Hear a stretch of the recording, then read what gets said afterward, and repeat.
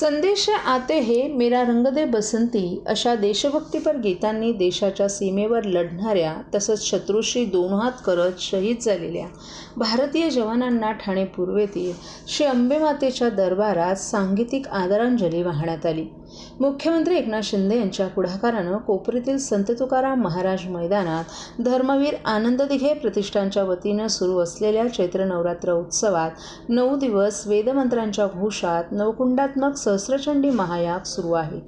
तसंच विविधतेने नटलेल्या आणि मंत्रमुग्ध करणाऱ्या सांस्कृतिक भक्तिमय कार्यक्रमांना रसिकांचा उदंड प्रतिसाद लाभत आहे।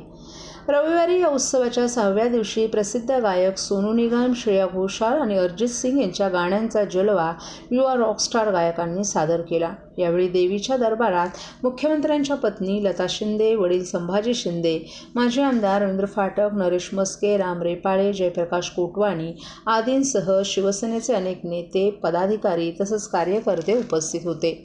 येत्या 18 एप्रिलपर्यंत सुरू असलेल्या महोत्सवात आज रासदांडियाचं आयोजन करण्यात आल्याची माहिती नवरात्र उत्सवाच्या संयोजकांनी दिली। रविवारी Rockstar hits of Sonu Nigam, Shreya Ghoshal आणि अरिजित सिंग आदी प्रसिद्ध गायकांनी गायलेल्या संगीत नजराण्याचा रसिकांनी आस्वाद घेतला। यावेळी मोठ्या संख्येनं उपस्थित महिलांनी हिंदी, मराठी भाषेतील सुमधुर गीतांवर फेर धरून आनंद लुटला।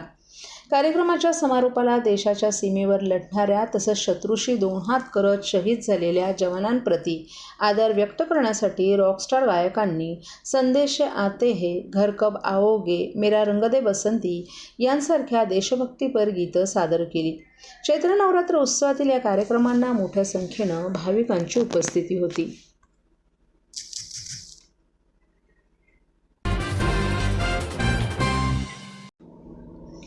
आनंद चॅरिटेबल ट्रस्टच्या वतीने आयोजित होत असलेल्या जांभळी नाका येथील शिवाजी मैदानातील चैत्र नवरात्र उत्सव भक्ती आणि कला महोत्सवाच्या 6व्या दिवशी मराठी आणि हिंदी गीतांचा कार्यक्रम आयोजित करण्यात आला होता। किरण वेहेले प्रस्तुत कलर्स ऑफ बॉलिवूड या कार्यक्रमाचं यावेळी आयोजन करण्यात आलं होतं। या कार्यक्रमाला नागरिकांनी उत्स्फूर्त असा प्रतिसाद दिला। तसंच या कार्यक्रमाला विविध मान्यवरांनी उपस्थित राहून देवीचं दर्शन घेतलं। त्यानंतर उपस्थित प्रेक्षकांनी विविध गाण्यांवर नाचण्याचा आनंद लुटला।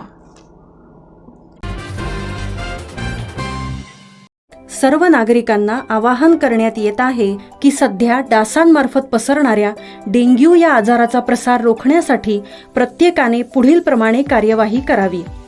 डेंग्यू आजार एडिस इजिप्ती हा डास चावल्याने होतो। या डासांची पैदास साचलेल्या किंवा साचवलेल्या स्वच्छ पाण्यामध्ये होते। 8 दिवसांपेक्षा जास्त दिवस पाणी उघडे व साचून राहिल्यास त्यात डास अंडी घालतात।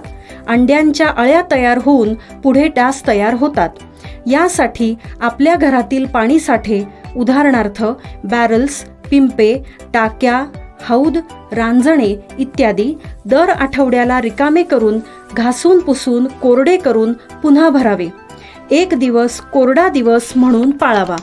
पाणी साठ्यांना घट्ट झाकणे बसवावीत किंवा जुनी साडी, चादर, धोतर यांनी बांधून झाकून ठेवावीत, म्हणजे डास त्यात जाऊन अंडी घालणार नाहीत। घराच्या गच्चीवर, आजूबाजूला, अंगणात कोठेही पाणी साचू देऊ नये। भंगार सामान उघड्यावर टाकू नये, उदाहरणार्थ टायर्स, प्लास्टिक सामान, कुंड्या, टाकाऊ वस्तू इत्यादी। अशा सामानात पावसाचे पाणी साठून त्यात डेंग्यूच्या डासांची पैदास होते। घरातील कूलर्स, फ्रीजच्या पाठीमागील ट्रे हे देखील वेळोवेळी कोरडे करावेत। लक्षात ठेवा, नुसत्या फवारणीने डास घनता कमी होत नाही, तर त्यासाठी डास पैदास ठिकाणे नष्ट करणे ही आपल्या सर्वांची जबाबदारी आहे। कोणताही ताप अंगावर न काढता जवळच्या शासकीय रुग्णालयात मोफत औषधोपचार घ्या। अशा प्रकारे नागरिकांनी सहकार्य केल्यास डेंग्यूचा प्रसार रोखणे सहज शक्य आहे।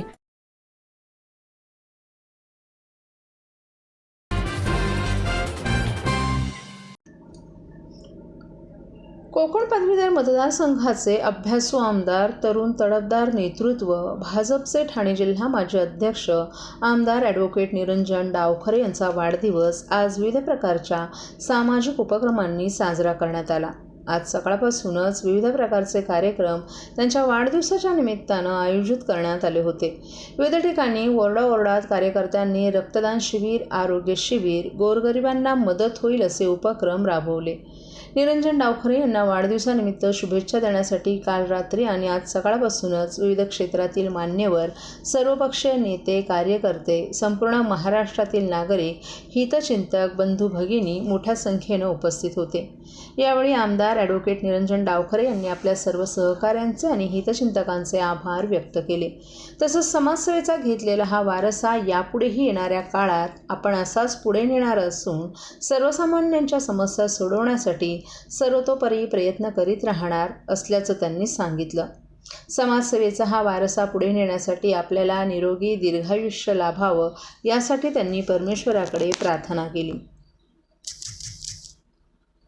त्यांचा आणि सर्व सहकाऱ्यांचा मनापासून आभारी आहे की त्यांनी अनेक सामाजिक उपक्रम हे अनेक ठिकाणी आयोजित केलेले आहेत.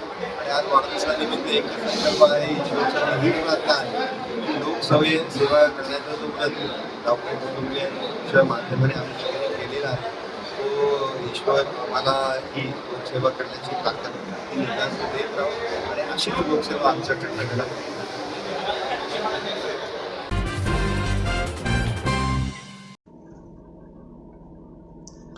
संजय राऊत यांच्या आरोपावर हसायचं की रडायचं हेच समजत नाही. पत्राचाळ आरोपी आता पत्र लिहायला लागले आहेत असा टोला शिवसेना कल्याणचे खासदार श्रीकांत शिंदे यांनी प्रसिद्धी माध्यमांशी बोलताना लगावलाय. संजय राऊत यांनी श्रीकांत शिंदे फाउंडेशन यांच्या माध्यमातून 500 कोटींचा गैरव्यवहार झाल्याप्रकरणी चौकशी करण्यासाठी पंतप्रधान नरेंद्र मोदींना पत्र पाठवले. त्यावर श्रीकांत शिंदेंनी बोलताना हा टोला लगावलाय. संजय राऊत यांनी काय पत्र पाठवलं ते आपण वाचलं नाही, मात्र आपल्या फाउंडेशनची इत्यंभूत माहिती त्यांनी ठेवली आहे. राऊत यांना शिव्याशापशिवाय दुसरं सुचतच नाही अशी टीका देखील श्रीकांत शिंदे यांनी केली. त्यांनी नरेंद्र मोदी यांना पत्र दिलं, त्यांचा विश्वास पंतप्रधान यांच्यावर वाढला आहे हे यावरून दिसून येत आहे असंही त्यांनी सांगितलं. पत्राचाळ गैरव्यवहार प्रकरणी जे जेलमध्ये जाऊन आले तेच पत्र लिहित आहेत. तसंच खिचडी घोटाळा आरोपी कुटुंबियांच्या खात्यात पैसे आले असंही शिंदे यांनी सांगितलं. तुम्ही आजपर्यंत कोणाला मदत केली आहे का असा सवालही शिंदे यांनी उपस्थित केला. तसंच पत्र के घर में रहने वाले दूसरे को पत्र लिखा नहीं करते असा टोलाही शिंदे यांनी राऊत यांना लगावलाय. राऊत यांनी पंतप्रधान यांना पाठवलेल्या पत्रामधील तपशील मोघम आहे असं सांगत आज कोणतीच गोष्ट माहितीच्या अधिकारामध्ये लपत नाही असंही त्यांनी सांगितलं. काही लोकांचं मानसिक संतुलन बिघडले अशी टीका देखील शिंदे यांनी केली. त्यांच्यासाठी चांगला डॉक्टर पहा, त्याची देखील वैद्यकीय कक्ष घ्यायला तयार आहे. त्यांच्या उपचाराचा सर्व खर्च वैद्यकीय कक्ष करेल असंही शिंदे यांनी सांगितलं. बोला सर. आणि काही लोकांचं जे आहे मानसिक संतुलन जे आहे हे पूर्णपणे बिघडलेलं आहे. मला त्यांना पण सजेशन आहे की तुम्ही चांगला डॉक्टर बघा, चांगलं हॉस्पिटल बघा, त्याचा पूर्ण खर्च तो देखील जे आहे हे वैद्यकीय मदत कक्ष जे आहे हे या ठिकाणी घ्यायला तयार आहे. पण आपण आपली मानसिक संतुलन जे आहे हे त्या ठिकाणी ढासळू देऊ नका, त्याची ट्रीटमेंट करा चांगल्या प्रकारे, तर त्याचा सर्व खर्च जो आहे तो त्या ठिकाणी वैद्यकीय मदत कक्ष जो आहे तो त्या ठिकाणी करेल.